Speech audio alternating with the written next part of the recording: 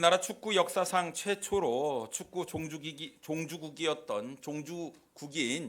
영국 프리미어리그에서 뛴 사람, 바로 박지성 선수입니다. 근데 여러분, 이 박지성 선수는요, 체격이 왜소했어요. 그래서 또 실력도 평범했기 때문에 주목을 받지 못했던 선수였습니다. 우리나라에서의 이 프로팀에 입단을 하지 못해서 2000년 일본으로 건너가게 되고 교토 퍼플 상가에서 뛰게 됩니다. 열심히 뛰어서 또 실력을 좀 인정을 받았는데요. 2002년 우리나라에서 열렸던 월드컵의 국가대표 선수로 발탁이 됩니다. 이후 히딩크 감독에 의해서 네덜란드 아인트호벤으로 이적을 하게 되지요. 그런데 이 박지성 선수가 일본에서 이 경기를 하면서 무릎 부상을 당하게 되었는데, 그로 인해서 이 네덜란드에서 제대로 기량을 펼치지 못하는 겁니다. 분명히 일본에서도 MRI를 찍고 검사를 했고 네덜란드에서도 검사를 했는데 원인을 찾지는 못했어요. 그런데 여전히 무릎이 아픈 거예요. 그래서 제대로 경기에 임할 수가 없었습니다. 좀처럼 자신의 실력을 나타내지 못하자 박지성 선수를 자신의 팀의 팬들이 야유를 보내기 시작하는 거예요. 상대방이 공을 잡으면 야유를 보내야 되는데 자기 편 선수가 공을 잡아요? 박지성 선수가 공을 잡으면 팬들이 자꾸 야유를 보내는 거예요. 그만큼 인정을 받지 못했다라는 것이지요. 부진과 팬들의 야유가 계속되자 박지성 선수가 이런 생각이 들었대요. 차라리 나에게 공이 오지 않았으면 좋겠다. 누군가 나한테 공을 패스하지 않으면 좋겠다. 이런 생각이 들었다고 합니다. 왜냐하면 공을 잡으면 그렇게 야유를 하고, 또 공을 잡았다가 혹시 자신이 실수를 하게 되면 더 큰 야유를 받지 않을까 두려웠기 때문이었죠. 근데 여러분, 자신감이 없으니까 경기력은 더 현저히 떨어지게 되었다라는 것입니다. 여러분 생각해 보십시오. 축구 선수가 축구 필드에서, 축구장에서 경기를 하는데 공을 두려워하면 되겠습니까? 축구 선수가 공을 피해 다니면 되겠습니까? 혹여나 내가 실수를 두려워해서 공을 피해 도망 다니면 어떻게 축구 선수로서 공을 찰 수 있단 말입니까? 여러분, 부딪혀 봐야 되는 겁니다. 안 되더라도 내가 끝까지 최선을 다해 보는 것이죠. 후회가 없어야 되는 것입니다. 결국 이런저런 검사를 다 했는데도 불구하고 이 부상의 여파를, 도대체 그 원인이 무엇인지를 찾을 수가 없자 의사가 그러면 무릎을 한번 직접 수술을 한번 해보자, 열어보자, 이렇게 제안을 합니다. 근데 열어보니까 이게 무릎 연골이 찢어졌다는 것을 발견하게 된 거죠. 그래서 이제 수술을 하고 건강이 회복되면서 이 박지성 선수의 자신감도 회복되기 시작했습니다. 경기마다 실력으로 자신의 가치를 점점 입증해 보이기 시작했지요. 팬들의 야유는 이제 그치고 이 야유가 이제 함성으로 바뀌게 되었어요. 그리고 자신도 모르는 박지성 응원가를 만들어서 박지성이 공을 잡으면 그 응원가를 사람들이 막 부르기 시작했다는 사실입니다. 이런 박지성 선수를 영국의 맨체스터 유나이티드의 퍼거슨 감독이 보고 그를 자신의 팀으로 데려가게 되지요. 그래서 박지성 선수가 영국 프리미어 리그의 최초의 한국 선수가 되었습니다. 여러분이 무조건 우리가 포기하기보다는 도전하는 것이 굉장히 중요합니다. 해보지도 않고 나는 못해 이런 것보다는 내가 시도를 해보는 것이 굉장히 중요하죠. 여러분, 우리나라 현대를 이끌었던 정주영 회장 있지 않습니까? 다 안 된다는데 왜 안 되냐? 하면 된다. 불굴의 의지였죠. 불도저 같이 밀어붙이는 힘으로 굴지의 그룹 현대를 만들어냈습니다. 그래서 삼성의 이건희 회장은요, 앞을 내다보는 어떤 이런 뛰어난 선구안이 있지 않았습니까? 반도체라는 것을 계속해서 우리가 개발하고 앞으로 나가야 된다. 5년 앞을 바라보고 10년 앞을 바라보고 이런 참 탁월한 능력 때문에 굴지의 세계적인 대그룹이 된 거 아니겠습니까? 안 되겠지요. 할 수 없겠지요. 그런데 할 수 없다고 생각하면 도저히 그런 일은 이룰 수 없습니다만, 할 수 있다. 한번 내가 시도해보겠다, 도전해보겠다. 그러면 일도 능히 해낼 수 있으리라고 생각이 듭니다. 우리의 믿음의 삶도 마찬가지입니다. 우리는 좀 이게 하나님 앞에서 우리의 믿음을 가지고 좀 도전하고 시도를 해볼 필요성이 있는데, 다른 사람들의 지탄을 받을까 봐 두려워서 우리는 때때로 이 하나님의 말씀에 순종하지 못할 때가 있어요. 또 내가 만약 실수하면 사람들이 뭐라고 할까 이런 걱정에 믿음의 걸음을 내딛지도 못하게 된다는 사실입니다. 근데 여러분, 내가 실수하더라도 우리가 주눅들지 말고 계속해서 시도하고 도전해야 하는 것입니다.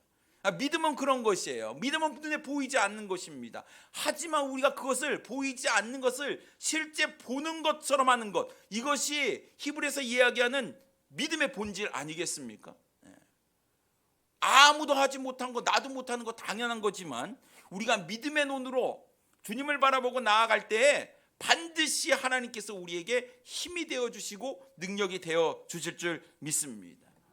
실패는 성공의 어머니라는 말이 있습니다. 여러분, 아이들이 갑자기 태어났는데 이 태어난 아기가 벌떡 일어나서 막 뜀박질을 한다고 생각하면 기절하겠지요. 그럴 일은 없습니다. 아이가 걷기 위해서는 어떻게 합니까? 일단 뒤집기부터 해야 되는 거예요. 바둥바둥하고. 그래서 배로 밀고 그러다가 네 발로 기다가 일어나면 이거 잘한다 하다가 이제 걷고 뛰는 거 아니겠습니까? 처음부터 잘하는 사람은 없다라는 거예요. 그런데 아이들이 넘어지고 엎어지고 하면서 그런 가운데에 성장을 하는 것이죠. 균형을 잡는 겁니다. 이렇게 하는구나, 이렇게 하면 되는구나. 그래서 아이들이 이렇게 하는 것이죠. 어떻게 뒤집지도 못한 내가 벌떡 일어나겠습니까? 예수님의 제자들도 마찬가지였어요. 위대한 하나님의 사람들이었지요. 예수님의 부르심을 받은 제자들도요, 처음부터 완벽하지 않았습니다. 책망도 들었어요. 혼나기도 했습니다. 꾸지람도 들었어요. 근데 여러분, 이러한 과정이 있었기 때문에 위대한, 정말 주님을 위해서 자신의 목숨까지도 내어놓는 순교자의 그런 삶을 살았던 사람들이 바로 예수님의 제자들이었습니다. 오늘 본문에 나온 이야기에 등장하는 이 베드로가 왜 예수님의 수제자가 되었는지, 왜 그가 놀랍게 주님으로부터 쓰임을 받게 되었는지 우리가 좀 생각을 해볼 필요성이 있습니다. 베드로가요, 매사에 적극적으로 나섰습니다. 그런데 그것으로 인해서 예수님께 꾸지람도 들었어요. 책망을 받기도 했습니다. 심지어 예수님을 3번이나 부인하기까지 했지요.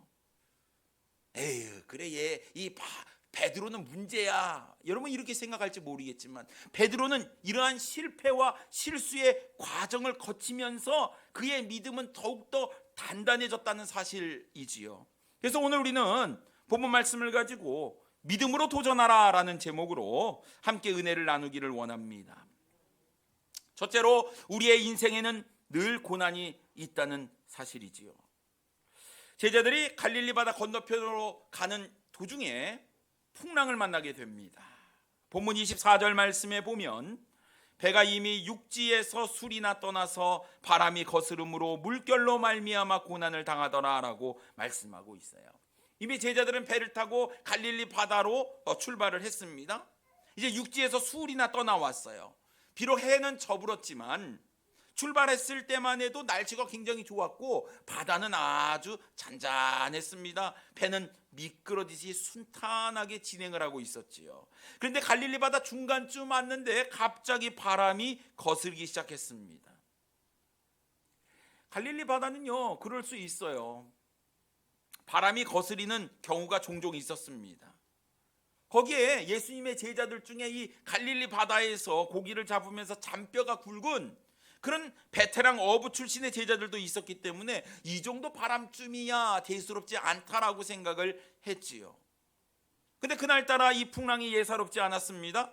여러분, 이 갈릴리 바다는요, 이 길이가 한 20km 정도 되고요, 폭은 약 12km 정도 되는 엄청난 큰 호수였어요. 그래서 사람들은 이것을 갈릴리 호수라고 부르지 아니하고 바다라고 부르는 곳이었습니다.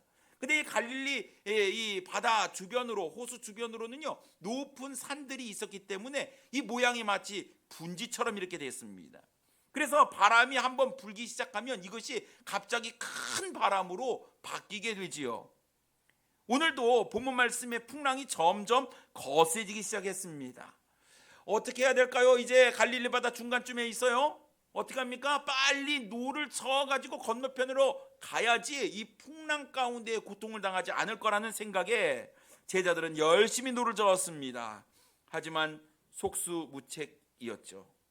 제자들은 물결로 인해서 고난을 당하기 시작했습니다. 근데 여러분 생각해 보세요. 예수님의 제자들입니다. 또 예수님께서 분명히 자, 해가 저물었으니 바다 건너편으로 가라 말씀하셨기에 오병이어의 놀라운 사건을 마치고 제자들은 배를 타고 갈릴리 건너편으로 가는 것이었어요. 자, 그렇다고 한다면 주님께서 말씀하셨고 주님께서 보내셨기 때문에 제자들의 삶은 순탄한 그런 인생이 되어야 될 텐데 풍랑을 만나게 되었다는 사실이지요. 우리의 인생이요, 순탄하면 좋겠지만 결코 순탄하지 않다라는 것입니다. 인생은 고난의 연속이라는 말이 있습니다. 인생을 오래 사신 분들에게 인생이 어떠냐고 여쭈어보면 참 고달팠다 이렇게 이야기를 하시는 것을 듣게 됩니다. 모두들 어렵고 힘든 시절을 보냈다고 이야기를 하세요. 그만큼 인생살이가 쉽지는 않았다라는 이야기지요. 여러분 사람들을 보면 어떻게 인사하십니까? 안녕하세요 이렇게 인사를 합니다. 안녕이라는 뜻이 뭘까요? 아무 탈 없이 편안한 상태를 이야기하는 거예요. 그러니까 밤새 무고하셨습니까? 별일 없으셨습니까? 평안하셨습니까? 이렇게 인사를 하는 것이죠. 이렇게 인사를 나누게 된 것도 그만큼 우리의 인생살이가 힘들기 때문이었지 않을까 생각을 해보게 됩니다. 다시 말해서 고난이 없는 인생은 없다라는 것입니다. 정말 구름 한 점 없는 그런 순탄한 인생을 살다가도 갑자기 갈릴리 바다에 일어난 큰 풍랑처럼 우리의 삶 가운데 내가 감당할 수 없는 쓰나미와 같은 그러한 역풍이 불어서 우리의 삶을 힘들게 만들 때도 있다라는 사실이죠. 지금 제자들처럼 갈릴리 바다 중간에서 이리도 못 가고 저리도 못 가는 그런 사면초가의 상황 가운데 놓일 수도 있다라는 것입니다. 그것이 우리의 인생살입니다. 그렇다면 우리는 이런 인생을 어떻게 살아야 하느냐라는 것이죠. 믿음으로 도전해야 됩니다. 여러분 환경에 휩쓸리지 말고 주님을 바라보시고 믿음을 가지고 시도하고 도전해서 이러한 환경들을 깨서 역전하시는 우리 사랑하는 성도님들 되기를 원합니다. 두 번째로 아무런 시도조차 하지 않는 것은 믿음이 없는 것이다. 너무 센가요? 여러분 풍랑 속에서요 제자들이 한참 고생을 하고 있을 때 예수님이 등장하시죠. 예수님이 어떻게 등장하십니까? 놀랍게도 바다 위를 걸어서 제자들에게 오십니다. 근데 여러분 물 위로 걸어오는 예수님의 모습을 본 제자들의 반응을 한번 살펴보십시오. 26절 말씀에 보면 제자들이 그가 바다 위로 걸어오심을 보고 놀라 유령이라 하며 무서워하여 소리 지르거늘 이렇게 말씀하고 있어요. 왜 이런 반응이 있었을까요? 그들의 생각 가운데 예수님께서 설마 물 위로 걸어오실 거라 생각조차 안 했다라는 것이지요. 꿈에도 하지 못한 것입니다.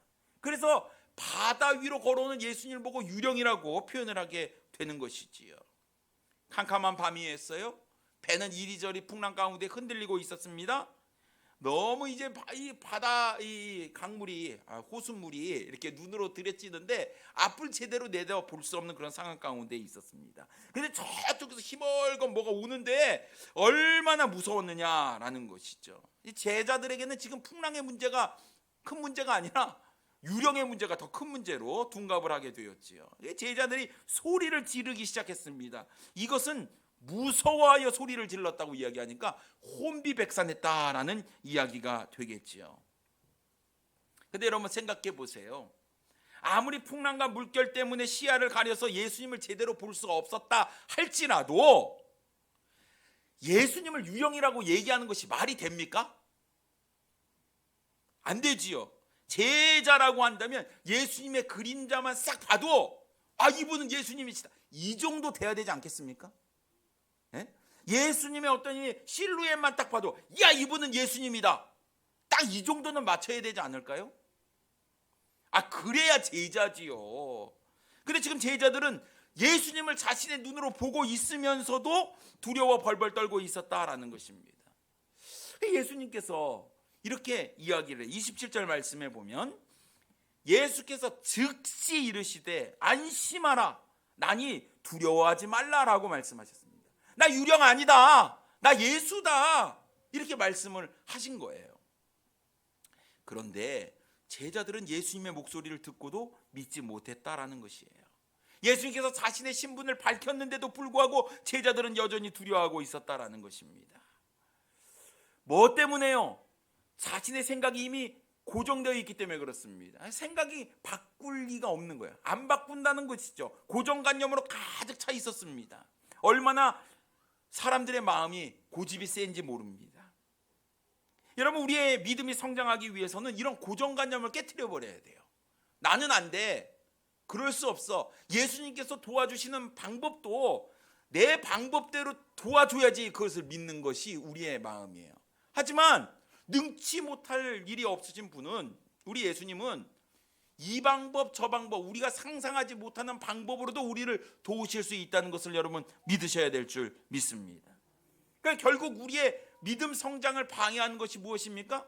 우리의 픽스된 이 생각들, 이 고정된 생각들이 더 이상 우리가 믿음의 성장을 이룰 수 없도록 만들어버린다라는 거예요.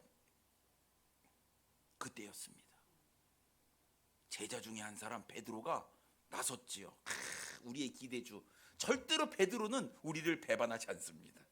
28절에 뭐라고 이야기합니까?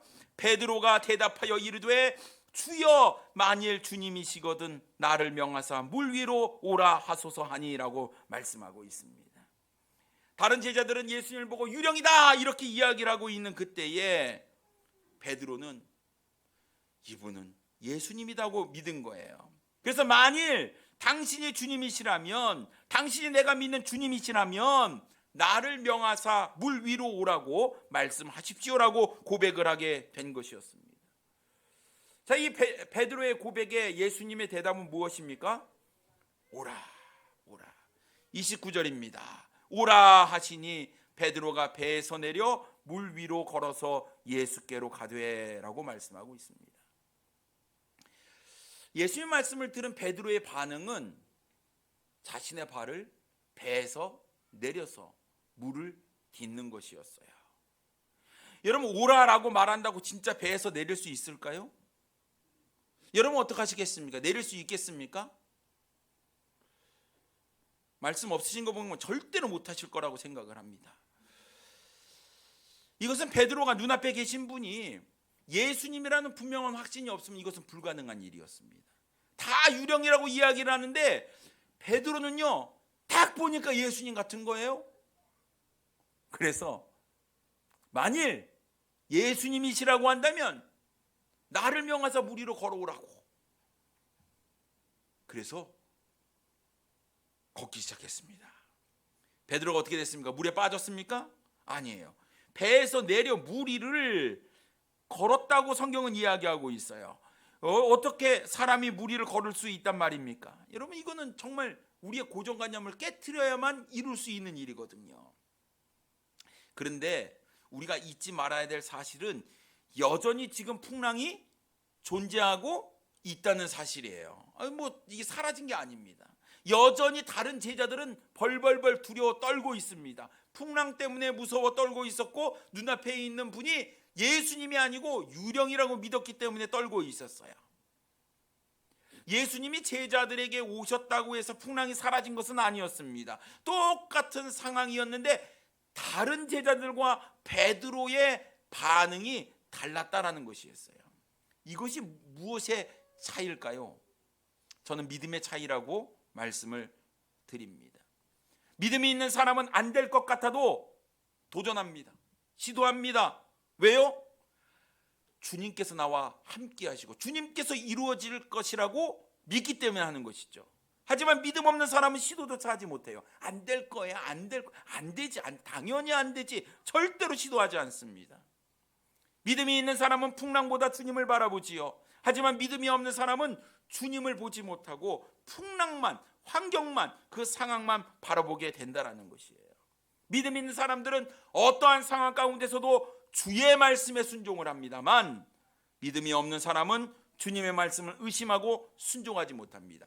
그래도 이건 안 돼. 내 생각이 맞지. 무슨 차이라고요? 믿음의 차이입니다. 그렇다고 한다면 베드로가 어떻게 믿었는지 우리가 알 수 있을까요? 근데 여러분 이 헬라어 원어를 찾아보니까요, 만일 주님이시거든 이 뜻이요. 원어로 보니까 이렇게 기록되어 있습니다. 과연 주님이심으로, 이런 뜻이더라고요. 과연 주님이십니다. 아유, 내 앞에 있는 분이 주님이십니다. 그러니 나를 명하사 물 위로 걸어오라 하소서, 이런 얘기예요. 베드로는 다른 제자들과 분명히 다른 믿음을 가지고 있었다라는 사실이지요. 사랑하는 성도님 여러분, 왜 우리가 아무런 시도조차 하지 않는 것입니까? 내가 주님을 바라보는 그 믿음이 부족하기 때문에, 그 믿음의 차이 때문에 그런 줄 믿습니다. 여러분, 우리가 믿는 예수님은 능치 못할 일이 없으신 분이라는 사실을 믿으십니까? 아멘입니까? 맞습니다. 그렇습니다. 우리가 믿는 예수님은 능치 못할 일이 없으신 분이세요. 우리의 생각에는 도저히 이루어지지 않을 것도 주님께서 하시면 이루어질 것을 여러분 믿으십니까? 아멘입니다. 그렇습니다. 우리가 믿는 예수님은 모든 일을 다 하실 수 있는 분이세요. 불가능을 가능케 하시는 분이 우리 주님이십니다. 그런데도 우리가 하나님의 말씀에 순종하지 못하는 것은 무엇 때문일까요? 우리의 믿음 때문입니다. 아무런 시도조차 하지 못하는 것은 여러 가지 이유와 핑계와 변명과 어떤 상황 이런 것들을 이야기할지 모르겠지만 결국은 무엇 때문이에요? 근본적인 문제는 믿음이 없기 때문이지요. 주님께서 오라 말씀하실 때 우리가 해야 될 행동은 무엇입니까? 말씀에 순종해서 가는 겁니다. 근데 우리가 배에서 발을 내밀지 못하는 것은 배는 믿는데 주님을 못 믿는 거예요. 내가 가지고 있는 물질은 믿는데 우리 주님을 못 믿는 거예요. 내가 가지고 있는 어떤 힘과 능력은 믿지만 주님을 믿지 못하는 것이 우리의 발목을 딱 붙잡고 있는 것이 아니냐 하는 것입니다. 하나님의 말씀이 있습니다. 우리가 주님을 위해서 당연히 어쩌면 마땅히 해야 함에도 불구하고 아무것도 하지 못하고 안 될 거야 하며 다른 제자들처럼 배에서 벌벌 떨고 있는 모습이 우리의 모습이라고 한다면 그것은 믿음이 없기 때문인 것이지요. 사랑하는 성도님 여러분, 지금 나의 믿음은 어떻습니까? 정말 주님을 믿고 주님의 말씀대로 순종하는 삶을 살고 있습니까? 여러분, 무엇인가 내가 안 될 것 같지만 다른 사람도 다 안 된다고 이야기하지만 주님께서 오라고 말씀하실 때 내가 갈 수 있는 그 믿음이 있느냐 하는 사실이죠. 걱정과 염려와 두려움과 불안감에 쌓여서 어쩌면 우리는 아무것도 하지 못하고 손 놓고 있는 우리의 모습이라고 한다면, 아무런 시도조차 아무런 도전조차 하지 못하고 있다면 나의 믿음이 부족하구나, 나의 믿음이 연약하구나라는 것을 깨닫고 주님께서 오라 이렇게 말씀하실 때 여러분 믿음으로 나아가시는 우리 사랑하는 성도님들 되기를 원합니다. 세 번째로, 실패하더라도 우리는 도전해야 합니다. 무리를 잘 걷던 베드로가 갑자기 물에 빠졌어요. 왜요? 30절 말씀해 보니 바람을 보고 무서워 빠져가는지라 소리질러 이르되 주여 나를 구원하소서 하니. 왜 빠졌다고요? 무리를 잘 걷던 베드로가요, 바람을 봤대요. 바람을 보는 순간 그 마음 가운데 어떤 마음이 생겼을까요? 두려움이 싹트기 시작했어요. 거센 바람이 자꾸 눈에 들어오자 예수님께 시선을 고정하지 못한 겁니다. 왜 물에 빠졌느냐? 바람 때문이 아니라 예수님을 바라보지 못한 시선 때문이었어요. 여러분, 우리가 예수님을 끝까지 바라보고 나아가면, 믿음으로 나아가면 절대로 빠지지 않을 겁니다만, 우리가 곁눈질하고 다른 것들을 기웃기웃할 때 우리는 넘어질 수밖에 없다라는 사실이지요. 그래서 여러분, 믿음이라는 것은요, 계속 유지되는 것은 아니다. 저절로 자동적으로 유지되는 것은 아니다라는 거예요. 매일 우리가 믿음의 훈련을 잘 해야만 믿음은 계속해서 성장하는 것이지, 내가 가만히 있다고 해서 우리의 믿음이 자라는 것은 아니다는 사실입니다. 처음에는 믿음으로 멋지게 시작을 했습니다만 그 믿음을 유지하지 못하면 우리는 베드로처럼 물에 빠질 수밖에 없는 것이죠. 그래서 우리는 시선을 항상 주님께 두어야 합니다. 우리가 잘 유지하고 잘 버티다가도 우리가 잠깐 한눈을 팔기 시작하면 우리는 세상에 빠져버릴 수 없는 거예요. 이것은 여러분 누구나 예외가 없습니다. 우리 모두가 다 예수님만 바라봐야 하는 것이죠. 어려움 가운데 빠진 베드로, 물에 빠져 들어가는 그 베드로를 예수님께서는 즉시 손을 내밀어서 물에 빠지는 베드로를 붙잡아 주셨습니다. 그리고 베드로에게 이야기를 하지요. 31절 말씀 보겠습니다. 예수께서 즉시 손을 내밀어 그를 붙잡으시며 이르시되 믿음이 작은 자여 왜 의심하였느냐 하시고라고 말씀하고 있습니다. 뭐라고 이야기합니까? 베드로를 향해서 믿음이 작은 자여 왜 의심하였느냐라고 말씀하셨어요. 여러분 베드로가 괜히 설쳤죠. 그냥 배에 있을 걸 괜히 나와가지고 예수님한테 한 소리 듣습니다. 믿음이 작은 자여 왜 의심하였느냐. 여러분 가만히 있으면 어디 갑니까? 중간이라도 가잖아요. 여러분 예수님께서 다른 제자들한테 뭐라고 그랬어요? 안 했죠. 그냥 묻혀 있으면 되는 거예요. 응? 그냥 다른 제자라고 섞여 있으면 한 소리 안 들어요. 꼭 베드로 같은 사람이 한 소리를 듣습니다. 뭐라고요? 믿음이 작은 자요. 그래서 어떤 사람들은 어차피 그렇게 바다에 빠질 건 뭐 나서가지고 설쳐가지고 그 나가가지고 그냥 한 소리 듣고 그냥 가만히나 있지 이렇게 얘기하시는 분들이 있어요. 그래 베드로는 그 성격을 고쳐야지 그 성격이 급한 게 문제야 이렇게 얘기하는 분들도 계십니다. 근데 여러분 우리가 역으로 한번 생각을 해보겠습니다. 그렇다면 배에 있는 다른 제자들은 다 잘한 것이냐 하는 것입니다. 잘한 것일까요? 아니죠. 아닙니다. 가만히 있으니까 중간이라도 간 것일까요? 아닙니다. 아닙니다. 그렇다고 한다면 왜 예수님은 이 다른 제자들의 믿음에 대해서는 논하지 않았을까요? 그 논할 가치가 없어서 그래요. 믿음도 없는데 뭘 얘기를 하겠습니까? 베드로나 되니까 무리를 걸어봤으니까 아니 믿음이 작은 자 이렇게 얘기를 하지. 응? 다른 제자들한테 믿음이 작은 자면 실족할까 봐 얘기도 못할 것 같아요. 여러분 주님께서 언급하지 않았던 것은 어쩌면 다른 제자들의 믿음이 더욱 형편없기 때문에 그럴 수 있다는 사실을 좀 우리가 생각을 해봤으면 좋겠습니다. 왜 제자들의 믿음이 형편없는지는 33절에 기록되어 있어요. 배에 있는 사람들이 예수께 절하며 이르되 진실로 하나님의 아들이소이다 하더라 라고 말씀하고 있어요. 그제서야 예수님을 보고 절하면서 뭐라고 이야기합니까? 진실로 하나님의 아들이셨네? 이렇게 얘기한 거예요. 근데 이미 베드로는 어땠습니까? 무리로 걸어오는 예수님을 향해서 만일 주님이시라면 이 뜻이 뭐라고요? 과연 주님이심으로 라는 뜻이라고 말씀을 드렸습니다. 이미 베드로는요 멀리에서 예수님의 모습을 딱 보고 주님인지 안 거예요. 그래서 믿음으로 나간 겁니다. 하지만 배에 있는 다른 사람들, 다른 제자들은요 다 예수님이 배에 올라와서 바람이 그치고 예수님의 모습을 보니까 진실로 하나님의 아들이셨네 이렇게 얘기를 하고 있는 거예요. 분명히 주님이라고 고백은 했지만 여러분 베드로와 이 다른 제자들의 모습은 달랐다라는 것입니다. 그렇다고 한다면 어떻게 갈릴리 촌뜨기 어부 출신의 베드로가 배운 것도 없는 이 베드로가 예수님의 놀라운 수제자가 되었느냐 하는 것입니다. 여러분 사도행전에 보면 이 베드로가 하나님의 말씀을 전할 때 3,000명이 예수 그리스도를 영접하게 되는 구원받는 놀라운 역사가 일어났습니다.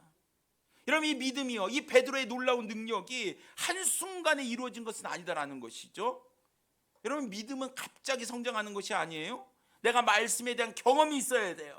말씀에 순종하는 그런 삶이 있어야 돼요. 이런 것들이 내 삶에 조금씩 쌓이다가 우리의 믿음이 성장하는 것입니다. 갑자기 아이가 막 걷고 뛰는 것이 이루어지지 않는 것처럼 믿음도 갑자기 성장하지는 않는다라는 것이에요. 그렇다고 한다면 사도행전에 이렇게 놀랍게 성장한 베드로의 모습은 어디서부터 나왔느냐? 여러분, 복음서에 나타난 베드로의 모습을 보면 우리가 알 수 있어요. 사실 뭐 천방지축입니다. 엉망진창이었어요. 다들 두려워하고 있는데 오늘 본문에서처럼 자신을 명하여 무리로 오라고 이야기를 하지 않나요? 또 예수님께서 죽임을 당하시고 사흘 만에 다시 살아날 것을 말씀하셨을 때 예수님을 붙들고 항변하다가 주님으로부터 욕을 얻어먹습니다. 어떤 욕을 얻어먹습니까? 사탄아, 내 뒤로 물러가라. 여러분, 내가 제자잖아요. 근데 사탄아, 이런 얘기를 예수님한테 들었다니까요. 괜히 나서가지고 주와 함께 죽을지언정 절대로 주님을 버리지 않겠다고 큰 소리를 쳤는데 그는 예수님을 3번이나 부인을 했습니다. 겟세마네 동산에서 기도하실 때 예수님을 사람들이 잡으러 오자 칼을 빼들고 말고 길을 그냥 잘라버렸던 사람이 베드로였어요. 이렇게 베드로는 성질 급하게 나타나가지고 뭔가 일을 한다고 했다가 예수님께 혼나고 꾸지람을 듣고 책망을 받았습니다만, 여러분, 이러한 과정을 통해서 베드로의 믿음은 더 굳건해졌고 단단해졌고 성장했다는 사실입니다. 믿음이 그런 것 같습니다. 여러분, 안 되는 거 자꾸 믿음으로 도전해보고 깨지고 실패하고 또 도전하고 그러는 가운데 주님의 뜻이 이것이구나라는 것도 발견하고 주님의 마음이 여기 있는 것도 우리가 발견하게 되고 내가 이렇게 주님을 섬기니까 주님께서 기뻐하시는 것도 우리가 깨닫게 되는 것 아니겠습니까? 경험이 있어야 돼요. 말씀에 대한 경험이 있어야 돼요. 내가 경험을 해야지 이야기할 수 있는 것입니다. 어떤 사람은 주님을 믿는다고 하면서 주님을 신뢰하지 않습니다. 절대로 도전하지 않습니다. 아무것도 시도하지 않아요. 뭔가 자신이 나서서 하려고 하지 않습니다. 그러다 보니 뭐가 성장하지 않아요? 믿음이 성장하지 않는 겁니다. 저는 여러분에게 말씀을 드립니다. 믿음으로 도전하십시오. 시도해야 됩니다. 넘어지고 부딪히고 찢어지고 부러지고 상처가 날지라도 우리는 믿음으로 도전을 해야 되는 거예요. 제자훈련 이번에 30분이 수료를 하셨습니다만 암송 못한다고 그래 구박받았습니다. 암송만 없으면 제자훈련돼. 암송 없으면 제자 되겠습니까? 말씀이 있어야 제자가 되는데. 그래 기어이 저는 막 제시험 보면서 이거 외우셔야 됩니다 얘기하는 거예요. 해보는 겁니다. 안 되죠. 어렵죠. 힘들죠. 우리 연세가 드신 분들은 아이고 봐도요 돌아서면 잊어버려요 이렇게 말씀하셔요. 근데 그런 분들이 다 100점 맞아요. 젊은 분들은 반성하셔야 될 것 같아요. 얼마나 도전이 되고 은혜가 되는지 모릅니다. 말씀을 자꾸 경험해 봐야 돼요. 여러분, 왜 우리가 큐티를 하는 겁니까? 그 말씀대로 살아보려고 하니까 깨지는 게 있는 거예요. 힘든 게 있어요. 하지만 그런 과정을 통해서 우리의 믿음이 성장한다라는 것입니다.